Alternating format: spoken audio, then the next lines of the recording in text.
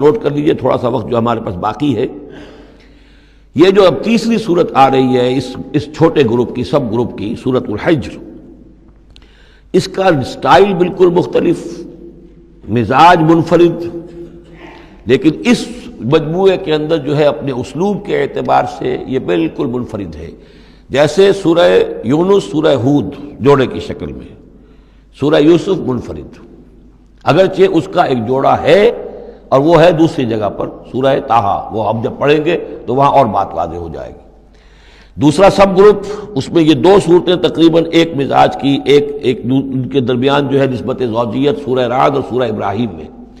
تیسری صورت سورہ ہجر ہے. اب اس میں جو فرق ہے نوٹ کیجئے، سورہ رعد کے 6 رکوع ہیں اور 43 آیات ہیں، گویا کہ 7 آیات فی رکوع کا حساب بنتا ہے.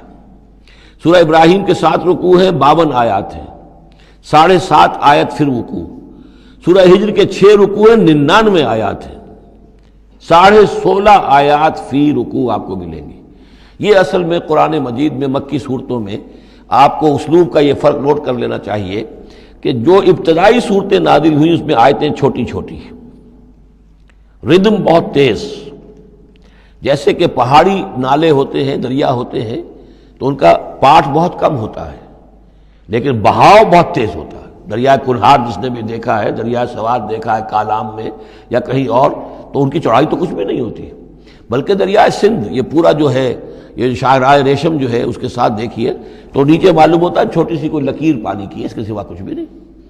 لیکن جب وہی دریا آتے ہیں میدانوں میں تو اب آپ کو معلوم ہے دریا سندھ جب دریا خاں کے پاس سے گزرتا ہے تو وہ 14 میل چوڑا بھی ہوا کرتا تھا بارشوں کے زمانے میں، 14 میل چوڑائی. اسی طریقے سے نیچے باولپور کے ایریا میں. تو یہ فرق ہے ان آیات کا. جو ابتدائی مکی صورتیں ہیں آیتیں چھوٹی چھوٹی، ان میں صوتی آہنگ بہت نمایاں، اس میں ایک موسیقی اور غنا کا پہلو بہت ہی واضح، اور اس میں جو ہے مضامین پھیل کر آتے ہیں، کھل کھل کر آتے ہیں، بڑی جو مضامین بہت گہرے ہوتے ہیں اور بہت پختہ ہوتے ہیں، احکمت آیات ہوں. بعد میں جو صورتیں آئی ہیں مکی دور میں ہی ان مزاج بدلنا شروع ہوا، درمیانی دور میں کچھ اور آخری میں آ کر اب آیتیں بڑی بڑی ہیں، لمبی لمبی ہیں، اور یہ چیز جا کر پھر مدنی دور میں پھر انتہا کو پہنچ جاتی ہے. ایک آیت، آیت الکرسی، آیت البر وہ ہم پڑھ چکے، آیت الدین ایک آیت کتنی بڑی. پھر وہاں ظاہر بات ہے کہ وہ ردم بھی اتنا نمایاں نہیں رہتا جتنا کہ آپ سورہ قاف میں دیکھتے ہیں، سورۃ النجم میں دیکھتے ہیں، سورہ رحمان میں دیکھتے ہیں، سورہ واقعہ میں دیکھتے ہیں، سورہ ملک میں دیکھتے ہیں. یہ جو صورتیں ہیں آخری جو 2 گروپس کی ہیں، انہی کی طرح کی ایک صورت یہ سورہ ہجر ہے. اصل میں زمانہ نزول کے اعتبار سے یہ ابتدائی 4 سالوں کی صورت ہے. اب یہ کہ مصحف میں یہاں کیوں رکھی گئی ہے، اب میں بہت ہی جرأت کر کے ایک بات کہہ رہا ہوں، اللہ عالم. میں یہ سمجھتا ہوں کہ یہ جو کہ ان صورتوں کا یہ سلسلہ بہت طویل ہو گیا اور اس میں ایک طرح کی منوٹنی سی پیدا ہو رہی ہے. مضامین جو ہیں تقریباً ایک ہی طرح کے دہرا کر آ رہے ہیں. وہی ایک ان کا مطالبہ، معجزہ دکھاؤ، حصی کو نشانی دکھاؤ، اس کا جواب. تو رد و قدح جو ہے یہ تمام صورتیں جو ہم نے پڑھ لی ہیں 5 صورتیں، ان کے اندر مزاج ایک ہی ہے. تو گویا کہ اس مونوٹنی کو اللہ تعالیٰ نے چاہا کہ ختم کر کے، اور ابتدائی دور کی ایک صورت جس کا مزاج مختلف ہے ان صورتوں سے، اس کو یہاں شامل کر دیا گیا. البتہ یہ ہے کہ سورہ شعراء جو ہے، میں نے آپ کو بتایا تھا کہ 227 آیتیں ہیں، اس کی کل 14 رکوع ہیں، تقریباً یہی اوسط بنے گا اس کا، 16-17 آیتیں ہر رکوع کے اندر. سورہ شعراء اس سے بہت مشابہ ہے اس سورہ ہجر کا مضمون. دوسری بات یہ نوٹ کر لیجئے کہ یہاں پر خاص طور پر وہ جو میں نے آپ سے عرض کیا تھا کہ جو پاروں کی تقسیم ہوئی ہے اس میں کوئی حکمت پیش نظر نہیں رکھی گئی، اور یہ دور صحابہ میں تھا بھی نہیں. اب دیکھیے کہ سورہ ہجر کی صرف ایک آیت ہے کہ جو 13ویں پارے میں شامل ہے، اور اس کے بعد پوری سورت جو ہے ربما یود الذین کفروا، یہ پوری جو ہے دوسرے پارے 14ویں پارے کے اندر ہے. یہی سورت ہم دیکھ آئے ہیں سورہ ہود کے اندر. سورہ ہود کی صرف چند آیتیں ہیں کہ جو 11ویں پارے میں تھیں. اس کی 5 آیتیں جو ہیں یہ 11ویں پارے میں اور باقی پوری سورت 12ویں پارے میں. تو پاروں کی تقسیم جو ہے یہ اصل میں وہ بعد کے زمانے میں کی گئی ہے، اور اس میں ان چیزوں کو مد نظر نہیں رکھا گیا. جبکہ منزلیں پوری صورتیں، 3 صورتیں، 5 صورتیں، 7 صورتیں، جیسے کہ میں آپ کو بتا چکا ہوں. مکی اور مدنی صورتوں کے گروپ ہیں، پوری صورتیں. یہ گروپ جو ہیں ان کے اندر بھی اور منزلوں کے اندر بھی. منزلوں کا تذکرہ چونکہ دور صحابہ میں بھی پایا جاتا ہے، لیکن یہ کہ یہاں پر ہم دیکھتے ہیں کہ پاروں کے معاملے میں یہ چیز موجود نہیں ہے. بسم اللہ الرحمن الرحیم، الف لام را، یہ اس سلسلے کی آخری آیت سورت ہے۔ اب الف لام را، 5 سورتیں الف لام را سے اور ایک سورت الف لام میم را۔ تلک آیات الکتاب و قرآن مبین، یہ اللہ کی آیات، اللہ کی کتاب کی آیات ہیں اور قرآن مبین کی آیات ہیں۔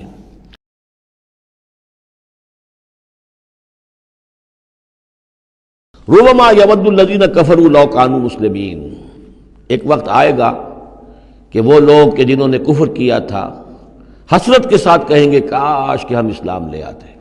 وہ وقت آئے گا، ان کا کفر ان کے لیے حسرت بن جائے گا۔ ذرہم یاکلوا ویتمتعوا، اے نبی چھوڑیے ان کو، نظر انداز کر دیجئے، اپنی توجہ ان کی طرف سے ہٹا لیجئے، یہ کھا پی لیں، تمتع کر لیں، فائدہ اٹھا لیں، زمین کے اندر رہ کر جو کھانا پینا ہے، جو چرنا چگنا ہے کر لیں۔ وَيُلْهِهِمُ الْعَمَلُ، اور امیدیں ان کو غافل کیے رکھیں۔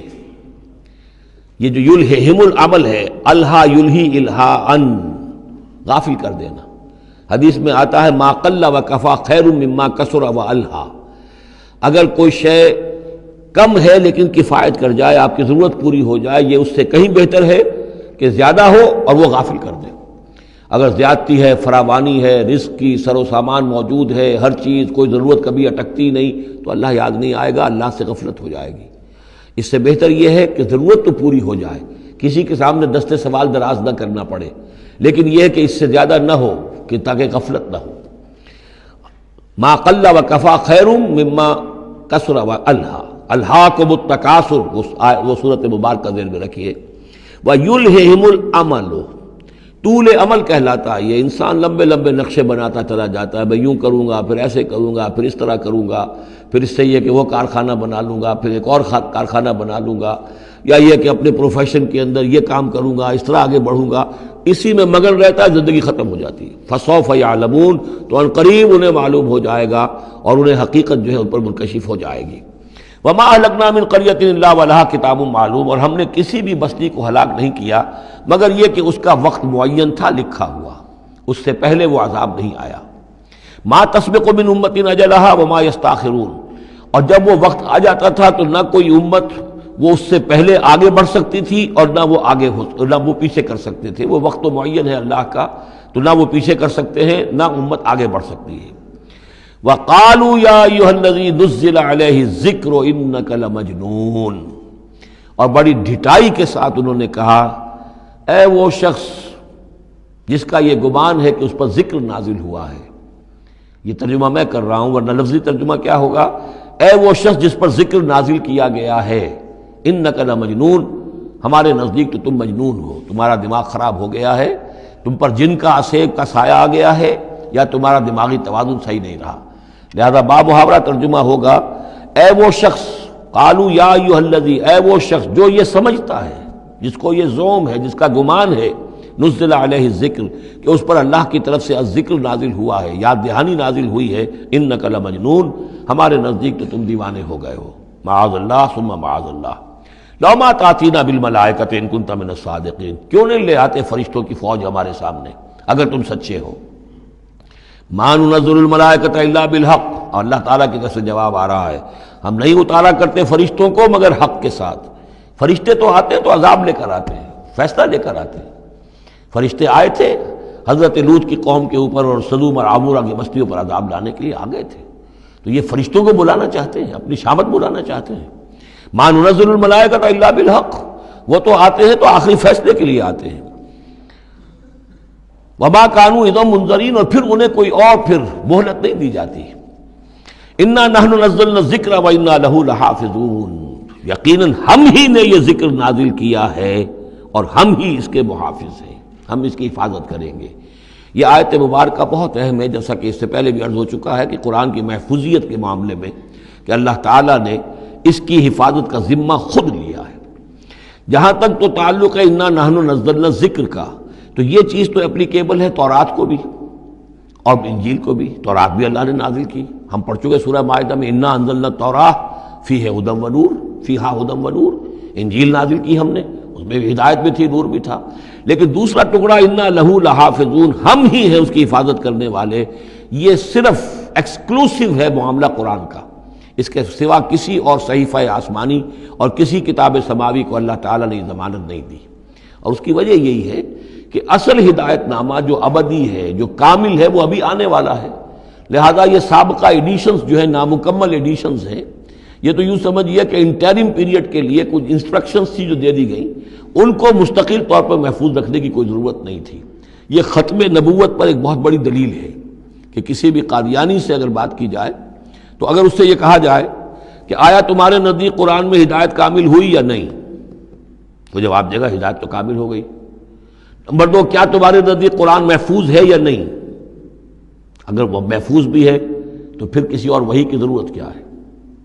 اللہ تعالیٰ کوئی کام عبث تو نہیں کرتا، ضرورت کے بغیر نہیں کرتا، کسی مقصد کے بغیر نہیں کرتا. یا تو یہ کہیں کہ ابھی ہدایت کامل نہیں ہوئی تھی، وہی جاری رہنی چاہیے، اس کا جواز ہو جائے گا. یا کہیں کہ کامل تو ہو گئی تھی قرآن میں لیکن وہ تو ضائع ہو گئی، محفوظ نہیں رہی، تب بھی وحی کی کھڑکی جو ہے اس کے کھلے رہنے کا جواز پیدا ہوگا. لیکن اگر کوئی شخص ان دونوں باتوں کو نہ مانے بلکہ اعتراف کر لے کہ ہدایت قرآن میں کامل ہو گئی اور یہ کہ وہ محفوظ بھی ہے، تو پھر اجرائے وحی یہ تھا اصل میں جو فتنہ اٹھایا ہے غلام احمد قادیانی نے کہ وحی تو ایک نعمت تھی، کیسے بند ہو سکتی ہے، وحی کا سلسلہ جاری رہے گا. لیکن اس کو لے کر اس نے جو ہے پھر آگے اپنی نبوت کا دعویٰ کیا. لیکن اجرائے وحی کے لیے ضرورت عقلی جو ہے وہ دو شکلوں کے سوا ثابت نہیں ہو سکتی. یا ہدایت کامل نہیں ہوئی ہوتی جیسے کہ ابھی تورات میں نہیں ہوئی تھی، انجیل میں نہیں ہوئی تھی، قرآن میں آ کر کامل ہو گئی، یا کامل ہو کر اور وہ گم ہو گئی ہو، اس میں کوئی ترمیم و تنسیخ ہو گئی ہو جو کہ پھر وحی کے ذریعے سے اس کی تصحیح ہو سکے. اور دونوں باتیں اگر کوئی نہیں مانتا تو کوئی عقلی دلیل جو ہے وحی کے جاری رہنے کے لیے موجود نہیں. وَلَقَدْ أَرْسَلْنَا مِن قَبْلِكَ فِي شِيَعِ الْأَوَّلِينَ، اور اے نبی ہم نے آپ سے پہلے بھی رسول بھیجے تھے اگلی جماعتوں میں، اگلی قوموں میں. یہ شیعہ علیحدہ ہو جانے والے، کیونکہ قومیں بڑھتی چلی گئی نسلوں کے اندر. حضرت نوح علیہ السلام کی قوم تقسیم ہو گئی، ان کے 3 بیٹوں سے نسلیں بنتی چلی گئیں، تو یہ گویا کہ شائع ہونا، علیحدہ ہونا، پھیل جانا، پھیلتی چلی گئی.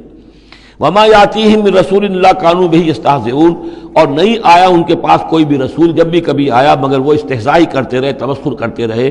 کذالک نسلکہ فی قلوب المجرمین، اسی طریقے سے ہم اس کو چبھو دیتے تھے مجرموں کے دلوں کے اندر. مجرموں کے دلوں میں جا کر وہ چبھ جاتی تھی، وہ سمجھ لیتے تھے کہ حق ہے، لیکن چونکہ ان کے مفادات پر زد پڑتی تھی تو وہ استہزاء کرتے تھے. لا یؤمنون بہ، وہ ایمان نہیں لائیں گے اس پر. وقد خلت سنت الاولین، اور اے نبی یہ پہلوں کی بھی یہ سنت گزر چکی ہے. یہی طریقہ ہمیشہ رہا ہے، جیسے آج آپ آئے ہیں یا ذکر آپ پر نازل کیا گیا ہے، ایسے ہی ہم رسولوں کو بھیجتے رہے، کتابیں ان پر نازل ہوئیں، لیکن یہ کہ انہوں نے مان کر نہیں دیا. وَلَوْ فَتَحْنَا عَلَيْهِمْ بَابًا مِّنَ السَّمَاءِ فَظَلُّوا فِيهِ يَعْرُجُونَ، اور اگر ہم نے ان پر آسمان کا کوئی دروازہ کھول بھی دیا ہوتا اور وہ اس میں چڑھنے لگتے، تب بھی وہ یہ کہتے لَقَالُوا إِنَّمَا سُكِّرَتْ أَبْصَارُنَا، کہ ہماری تو نگاہوں پر کچھ جادو کر دیا گیا، شکر کر دیا گیا، نظر بندی کر دی گئی تھی. بل نحن قوم مسحورون، حقیقت میں تو ہم جادو کی زد میں آ گئے تھے. سورہ حجر کے پہلے رکوع میں، جس کا ترجمہ ہم کر چکے ہیں، 2 مرتبہ قرآن حکیم کے لیے لفظ آیا ہے الذکر، اس کی طرف خصوصی توجہ کی ضرورت ہے. ایک تو یہ کہ خود اللہ تعالیٰ نے فرمایا انا نحن نزلنا الذکر وانا لہ لحافظون، ہم نے ہی یہ ذکر، یہ قرآن نازل کیا ہے اور ہم ہی اس کے محافظ ہیں. اور ایک مرتبہ آیا ہے کہ جو آپ کے مخالفین تھے اور جو استہزاء کر رہے تھے، انہوں نے مذاق اڑاتے ہوئے کہا یا ایھا الذی نزل علیہ الذکر انک لمجنون، اے وہ شخص کہ جس کا گمان ہے کہ اس پر الذکر نازل ہوا ہے، ہم تو سمجھتے ہیں کہ تمہارا دماغی توازن ٹھیک نہیں رہا، یا یہ کہ تم پر کسی آسیب کا سایہ آ گیا ہے. یہ مجنون کی وضاحت بھی سمجھ لیجئے، مجنون جن سے بھی بنا ہے. جن کہتے ہیں عربی زبان میں مخفی شے کو، اس لیے جنین کہلاتا ہے وہ بچہ جو ابھی رحم مادر میں ہے، جو نظر نہیں آتا، چھپا ہوا ہے. معلوم تو ہے کہ بچہ ہے، پیٹ میں ہے، لیکن یہ کہ جنین ہے وہ ابھی وہ چھپا ہوا ہے. اسی سے لفظ جنت بنا ہے. جنت جو ہے زمین کا وہ ٹکڑا ہے جس پر خوب درخت ہوں، پودے ہوں، گھاس ہو، تو زمین چھپی ہوئی ہو. زمین ڈھکی ہوئی ہے، زمین جو ہے نمایاں نہیں ہے. جنت وہ ہے. جن علیہ اللیل کا آیا تھا کہ جب حضرت ابراہیم کا تذکرہ تھا، جب رات نے اس پر تاریکی کا پردہ طاری کر دیا تو گویا کہ ہر شے چھپ گئی. تو یہ جو جن کسی پر آ جانا، جس کو ہم کہتے ہیں اس پر کو آسیب کا سایہ ہو گیا، تو مجنون کے معنی یہ بھی تھے، اور مجنون اس کو بھی کہتے تھے کہ جس کا دماغی توازن ٹھیک نہ رہا ہو۔ اور یہ بات خاص طور پر نوٹ کرنے کی ہے کہ یہ بات اصل میں حضور کے بارے میں بالکل ابتدائی دور میں کہی گئی تھی، اور اس کے کہنے والوں میں وہ لوگ بھی تھے کہ جو معاندانہ انداز میں نہیں بلکہ ہمدردانہ انداز میں کہہ رہے تھے۔ یعنی بالکل شروع میں جب حضور نے دعویٰ کیا نبوت کا اور فرمایا کہ اس طرح میں تھا وہاں غار حرا میں، اور وہاں فرشتہ آیا ہے، جبرائیل آیا ہے، تو بہت سے لوگوں کو گمان ہوا کہ معلوم ہوتا ہے کہ کوئی بدروح، کوئی آسیب کا سایہ ہو گیا ہے انہیں۔ تو اس حوالے سے اس میں صرف مخالفت ابھی نہیں تھی، بلکہ اس میں ان کے لیے واقعتاً ایک بالکل چونکہ نئی بات تھی، لہٰذا یہ کہنے کا معاملہ جو ہے اس پہلو سے بھی تھا کہ اچھے بھلے آدمی تھے، ہم سوچتے تھے کہ واقعی یہ کئی دن جا کے مراقبے کرتے ہیں، اب یہ رہتے ہیں وہاں غار میں اکیلے تنہا دن رات، تو کہیں کچھ ہو نہ جائے تو معلوم ہوتا کچھ ہو گیا ہے، تو کوئی نہ کوئی جنون کا عارضہ ہو گیا ہے یا جن کا سایہ ہو گیا ہے۔ تو اس لفظ کو بھی سمجھ لیجئے، اور جو بتانا تھا وہ یہ ہے کہ سورہ نون جو کہ بالکل ابتدائی دور میں نازل ہوئی ہے، جس کا نام سورہ قلم بھی ہے، 29ویں پارے کی دوسری سورت، اس میں بھی یہی بات جو ہے کہی گئی ہے۔ اسی کے حوالے سے میں آپ کو بتا رہا ہوں کہ یہ سورہ مبارکہ جو ہے بالکل ابتدائی دور کی صورتوں میں سے ہے، اسی مشابہت کی وجہ سے۔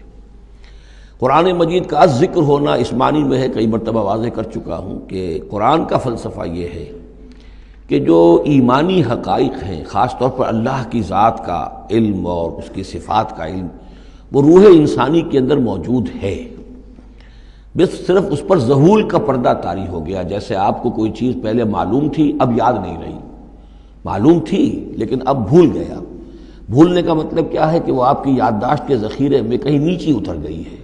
وہ حافظ خانہ جو ہے، ہر انسان کی میموری جو ہے، اب اس کے نہ معلوم کتنے تہہ خانے ہیں، ان میں کسی نچلے تہہ خانے میں جا کر چھپ گئی ہے، وہ آپ کے شعور کی سطح پر نہیں ہے۔ تو کوئی چیز جس کا اس سے تعلق ہو، وہ اگر سامنے آئے گی تو فوراً وہ چیز یاد آ جائے گی۔ ایک دوست سے سالہ سال ہو گئے ملاقات نہیں ہوئی، کبھی خیال بھی نہیں آیا، بھول گئے آپ اس کو، لیکن اچانک کبھی اس نے کوئی رومال آپ کو دیا تھا، کوئی قلم دیا تھا، آپ نے ٹرنک میں رکھا ہوا تھا، ٹرنک کھولا، وہ قلم یا رومال دکھائی دیا، فوراً دوست یاد آ گیا۔ تو یہ قلم یا یہ رومال جو ہے یہ آیت ہے، یہ نشانی ہے، اس نشانی سے آپ کو ایک بھولی بسری بات یاد آ گئی۔ اسی طرح یہ آیات آفاقیہ، آیات انفسیہ، آیات قرآنیہ، یہ آیات ہیں، نشانیاں ہیں یاد دلانے کے لیے، تاکہ اللہ یاد آ جائے۔